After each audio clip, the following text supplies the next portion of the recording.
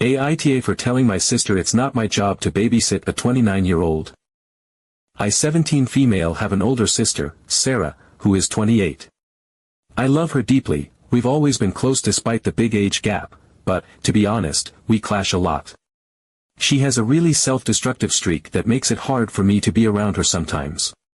Sarah isn't the kind of person who likes to admit she's wrong, and she has this tendency to dig her heels in even when everyone else can see that she's spiraling. She has a lot of good qualities too, she's funny and can be so loving when she wants to be. But when things go south in her life, she tends to drag people down with her. And recently, things have gone very, very south. A couple of weeks ago, Sarah's boyfriend broke up with her. They had been together for about a year, and honestly, their relationship was rocky from the start. Sarah has a very anxious attachment style, which she has talked about openly. She tends to overthink and over-explain everything, which puts a lot of pressure on the other person. On the other hand, her ex was the complete opposite. He has an avoidant attachment style, so he shuts down when things get too intense. It was like they were constantly triggering each other, even though I know they cared about each other. They're both in therapy and have been diagnosed with these attachment styles, so it's not like they're unaware of the dynamic. But it was a mess, and their communication issues eventually led to the breakup. Since then, Sarah has been an emotional wreck. At first, I was completely understanding. Breakups are awful, and I know how much she struggles with feelings of abandonment. She started leaning on me for support almost immediately, and I was there for her as much as I could be. I listened to her vent, I gave her advice when she asked for it, and I even stayed up late a few nights just to keep her company. But after about a week, it became clear that she wasn't really interested in moving forward or trying to heal. Instead, she started spiraling into this really destructive behavior. Sarah has always been someone who bottles things up and then explodes. She'll act like everything is fine, but underneath, she's barely holding it together. That's exactly what's been happening these past couple of weeks. She's been drinking a lot more than usual, going out to random bars, and making really reckless choices. I've had to pick her up from strangers' houses more times than I can count, and each time, she acts like I'm the bad guy for not being there fast enough or for being annoyed with her. It's exhausting, but I kept telling myself, she's going through a breakup. She needs me right now. I guess I was trying to be the bigger person, but honestly, it was wearing me down. The breaking point came a couple of nights ago. Sarah had gone out with some friends, and at around 3 in the morning, she called me. She sounded drunk and panicked, and she told me she was at some random guy's apartment and needed me to pick her up. I didn't even hesitate, I got out of bed, got dressed, and drove to get her. When I got there, she was standing outside, looking completely disheveled, and I could tell she'd been crying. She got in the car and immediately started complaining about how long it took me to get there. I was half asleep and already annoyed, but I just apologized and started driving. As we were driving, she launched into one of her usual rants. She started saying that I don't understand what she's going through and that I don't care about her. This is something she says a lot when she's upset, and normally, I try to let it roll off my back. But that night, I couldn't take it anymore. I had been bending over backward to support her, sacrificing my own sleep and sanity, and she was acting like I was some kind of villain for not being perfect. I snapped. I told her that I do understand what she's going through because I've been through my own share of heartbreak. I reminded her that I was cheated on and verbally abused in my last relationship, and I told her that just because I don't broadcast my pain doesn't mean I haven't experienced it. I told her that it's not my job to babysit a 28-year-old woman who refuses to take responsibility for her own actions. I said she needs to go back to therapy and start dealing with her issues instead of dragging everyone else into her mess. My voice was shaking by the end of it, and she just sat there in stunned silence. The rest of the drive was completely quiet. When we got to her apartment, she got out of the car without saying a word, and I drove home feeling both guilty and justified. Part of me felt bad for blowing up at her because I know she's in pain, but another part of me felt like she needed to hear it. I can't keep setting myself on fire to keep her warm, especially when she refuses to help herself. It's been almost 2 days since then, and I haven't heard a word from her. A mutual friend told me that Sarah is mad at me because she feels like I was invalidating her pain. Apparently, she thinks I was trying to make her feel bad for being sad about the breakup, which wasn't my intention at all. I was just trying to set some boundaries and make her see that her actions have consequences. Now I'm stuck wondering if I went too far or if I was right to stand up for myself. So, AITA for what I said to my sister. Update 1. After 2 days of complete silence from Sarah, I decided it was time to be the bigger person. I didn't want to let this spiral into something bigger than it needed to be, and even though I was still upset, I cared about her. I sent her a text, "Hey, are you okay? I'm worried about you." It wasn't anything dramatic, just a simple message to check in and maybe start a conversation. Hours passed with no response. Each minute that ticked by made my anxiety climb higher. Had I really messed up that badly? Was she lying somewhere feeling abandoned, just stewing in resentment? Finally, after what felt like an eternity, I saw the typing bubble pop up on my phone. When her reply came through, though, my heart sank. All it said was, "I'm fine. Don't worry about me." That didn't feel fine. It felt distant and cold. I wasn't satisfied with her brushing me off, so I decided to call her. Maybe if she could hear my voice, she'd understand that I wasn't trying to fight, I just wanted to make sure she was okay. But she didn't pick up. Instead, I got another text, "I just need space." I understood that she might need some time to cool off, so I decided to back off, even though it hurt. I turned my focus to my schoolwork, which was piling up after all the late nights I'd spent helping her. But honestly, it was hard to concentrate. My mind kept wandering back to Sarah and everything that had happened. Was I wrong for snapping at her? Should I have handled things differently? Part of me felt guilty, but another part kept reminding me that I wasn't the one making destructive choices. Later that night, my phone rang. It was our mom, and she sounded angry the moment I picked up. I barely had time to say hello before she launched into it, telling me how disappointed she was in me for the way I'd treated Sarah. Apparently, Sarah had called her earlier that day and vented about everything that had happened. According to Mom, Sarah was devastated and felt like I had abandoned her when she needed me the most. She told Mom that I had berated her for being sad and made her feel like her emotions weren't valid. Worse, she said that I had refused to help her and left her to fend for herself when she was at her lowest. Hearing that made my blood boil. It was like everything I'd done for Sarah over the past 2 weeks had been completely erased. All the late-night pickups, the listening, the patience, it was like none of it mattered because I had dared to set boundaries and tell her some hard truths. I interrupted Mom, trying to explain my side of the story. I told her about the drinking, the reckless behavior, the constant emotional dumping. I told her how I'd gone out of my way to be there for Sarah even when it meant sacrificing my own peace of mind, and how I'd reached my breaking point when Sarah started lashing out at me for not doing enough. There was a pause on the other end of the line, and for a second, I thought maybe Mom understood where I was coming from. But then she said something that completely floored me, "Well, she's your sister. You're supposed to take care of her." I couldn't believe it. Sarah is 28 years old. She's an adult with a job, a therapist, and a social circle. I'm still in high school. At what point does she take responsibility for herself? How is it fair to expect me to keep putting her needs above my own, especially when she refuses to take accountability for her actions? Then Mom said something that hit me like a punch to the gut. "Sarah's been saying that she wishes you'd act more like I did when you were little. I always dropped everything for you." That was the moment everything clicked. Sarah didn't just want a sister, she wanted a parent. And for a split second, I felt guilty. Was I failing her? Was I really being cruel and heartless, like she said? But then that guilt turned into anger. Mom's words made me realize how much of my relationship with Sarah has been one-sided. I've been walking on eggshells around her for years, always trying to avoid triggering her insecurities or making her feel abandoned. Meanwhile, she's been taking and taking, never acknowledging the emotional toll it's had on me. It also stung because it felt like Mom was undermining me. I've spent so much time trying to support Sarah, and instead of seeing that, Mom was basically telling me it wasn't enough. Sarah wanted me to drop everything for her, like Mom used to do for me when I was a literal child. But I'm not her mom. I shouldn't have to sacrifice my mental health and my own life to fix her. Update 2. A few days passed in relative quiet, and for the first time in weeks, I felt like I could breathe again. I was beginning to settle back into my routine, catching up on schoolwork, spending time with friends, and just trying to focus on myself for a change. But one morning, I woke up to find a letter slipped under my bedroom door. It was from Sarah.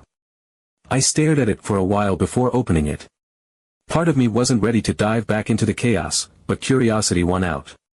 The letter was handwritten, her penmanship neat and deliberate, which immediately made me think she'd spent time on it.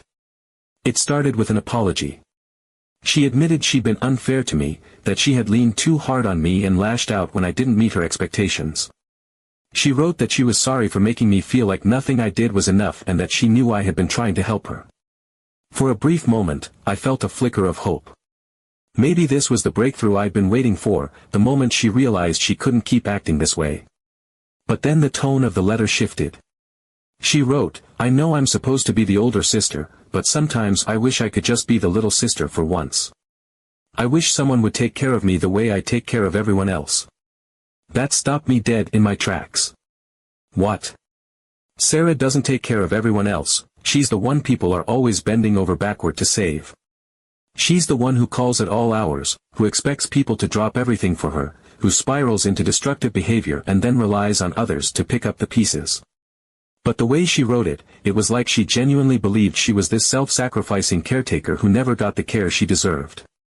It was so bizarre, so out of touch with reality, that I didn't even know how to process it. The rest of the letter was more of the same. She talked about how hard it was to always feel like she had to be the strong one, a claim that baffled me, considering she's never been the strong one in any scenario I can recall. She said she envied me for how mature and put together I was and how it seemed like I had everything figured out. She wrote, "Sometimes I just wish you'd take care of me, the way Mom used to take care of you when you were little." Would that really be so hard? When I finished reading, I didn't know whether to laugh, cry, or scream. The letter felt like it was written by someone who had been living in an alternate reality. It was almost comical how deeply she believed this narrative where she was the unsung hero, the caretaker who never got cared for. But it also made me realize just how skewed her perception of our relationship, and herself, really was. She wasn't just leaning on me because of the breakup, she genuinely believed it was my job to take care of her. Later that week, she asked to meet for coffee. I didn't want to, but I agreed, partly out of guilt and partly out of curiosity about what she'd say. When I arrived, she was already sitting at a table, looking a little nervous but mostly composed. The conversation started off normal enough. She apologized again, more directly this time, and I told her I appreciated it. For a moment, I thought maybe we'd finally reached some kind of understanding. But then she brought up the letter. She said, "I just think it would be nice if, for once, you could treat me like I'm the younger sibling." She went on to explain that she saw me as this mature, responsible person and that she envied how I seemed to have it all together. She said she wanted to feel what it was like to not have to be the strong one all the time and that it would mean a lot to her if I could step up and take care of her, just for a little while. At first, I was confused. I asked her what she meant by take care of her, and that's when things took a turn for the surreal. She said she wanted me to do things like make sure she was eating, check in on her regularly, and call to see if she was okay. When I pointed out that I'd already been doing that, she said, "Not like that. I mean, like how you take care of a little kid." She even mentioned how she'd always envied how I used to get tucked into bed when I was little. She said, "Would it really be so hard for you to, I don't know, bring me soup or something when I'm sad?" I was stunned. It was the most absurd conversation I'd ever had. Here she was, a 28-year-old woman, asking her 17-year-old sister to essentially play mommy for her. I didn't know whether to laugh or cry. It was like she didn't see the fundamental problem with what she was asking. I told her I love her and that I'm always here to support her, but I'm not her parent. I reminded her that she's an adult, and it's not my job, or anyone else's, to take care of her the way a parent would take care of a child. She didn't take that well. Her expression shifted, and she accused me of being cold and unfeeling. She said I didn't understand what it was like to feel so overwhelmed and that I was lucky to be so together. She said all she wanted was to feel safe and cared for, and I was making her feel like she was asking for too much. It was clear she saw herself as the victim, and no amount of reasoning was going to change her mind. The conversation ended with her storming off, leaving me sitting there in stunned silence. I felt a mix of frustration, sadness, and exhaustion. I realized then that no matter how much I love Sarah, there's a limit to what I can do for her. She has to want to change, to take responsibility for her life and her actions. I can't be the one to save her, and I can't let her drag me down with her. Update 3. Things finally came to a head about a week later. I was at home, trying to finish a paper for school, when I heard a knock at the door. It was Sarah. She hadn't called or texted to say she was coming over, which was already unusual, but the moment I saw her, I knew something was wrong. She had clearly been drinking, her face was flushed, her hair was a mess, and she reeked of alcohol. Before I could even say anything, she pushed past me into the house, muttering under her breath about how I never answer her calls, which wasn't true, and how family doesn't treat each other this way. I closed the door and braced myself. I had a bad feeling about where this was headed, and I wasn't wrong. Sarah immediately launched into a rant about how I don't care about family, and how I don't know how to be a sister. She said I'd abandoned her in her time of need and that all she wanted was for someone to step up and take care of her for once. Her words were slurred, and her tone was that awful combination of anger and self-pity that I'd come to dread. She started going on about how much pressure she's under, how she's always the one people rely on, and how she just wants someone to baby her for a while. She said she's tired of being the older sister, tired of always having to be the strong one, which, again, is completely disconnected from reality. Sarah has never been the strong one. Then, to my absolute disbelief, she told me she'd even talked to Mom about the idea of me moving in with her to help her get back on track. I stood there, stunned, as she ranted about how perfect it would be.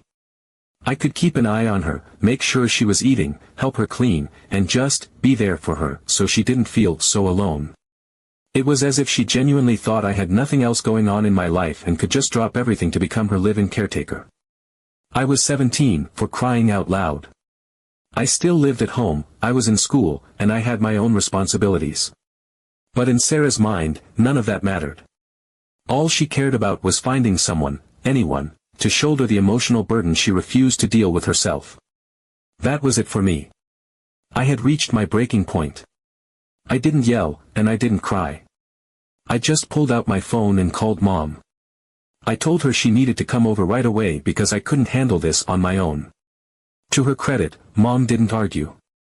She said she'd be there in 20 minutes. In the meantime, I sat Sarah down and told her to stay put. She kept mumbling under her breath about how I was so dramatic and just like everyone else, but I ignored her. I was done trying to reason with her. When Mom arrived, I wasted no time.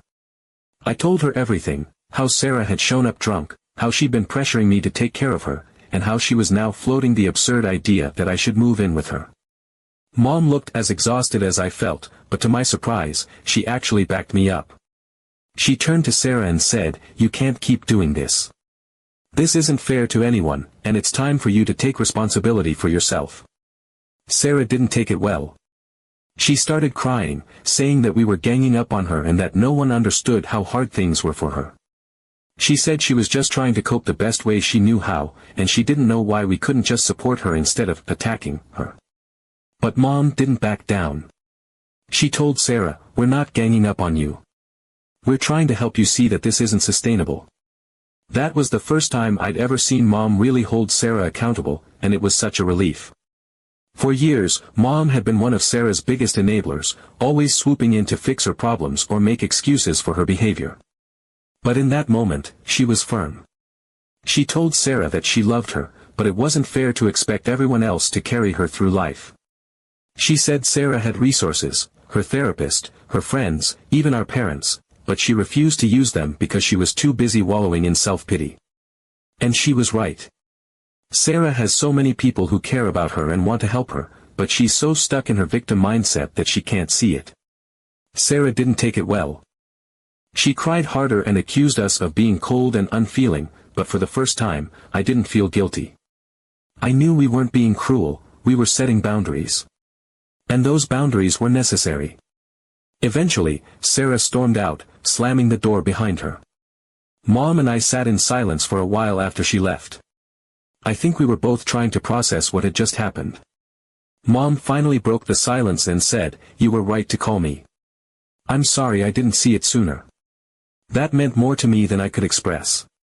For so long, I'd felt like I was fighting this battle alone, like I was the only one who saw how toxic things had become. Hearing Mom acknowledge it felt like validation, like I wasn't crazy for feeling overwhelmed. Since that night, things have been different. Sarah has been keeping her distance, which honestly feels like a blessing. A couple of days ago, she texted me to say she's going back to therapy and trying to figure things out. I told her I was proud of her and that I'll always be here for her, but I also made it clear that I'm sticking to my boundaries. I won't let her guilt me into sacrificing my own mental health for her anymore. It's hard, because I do love her. I want her to be okay, and I want us to have a good relationship. But I've realized that the only way that can happen is if she takes responsibility for herself. I can't fix her, and I can't save her. She has to do that on her own. For now, I'm focusing on myself. I'm staying on top of my schoolwork, spending time with my friends, and trying to rebuild my own sense of peace. It's not easy, but it feels right. And maybe, just maybe, this will be the turning point for both of us. I hope Sarah finds her way, I really do. But I've learned that I can't lose myself trying to help her get there.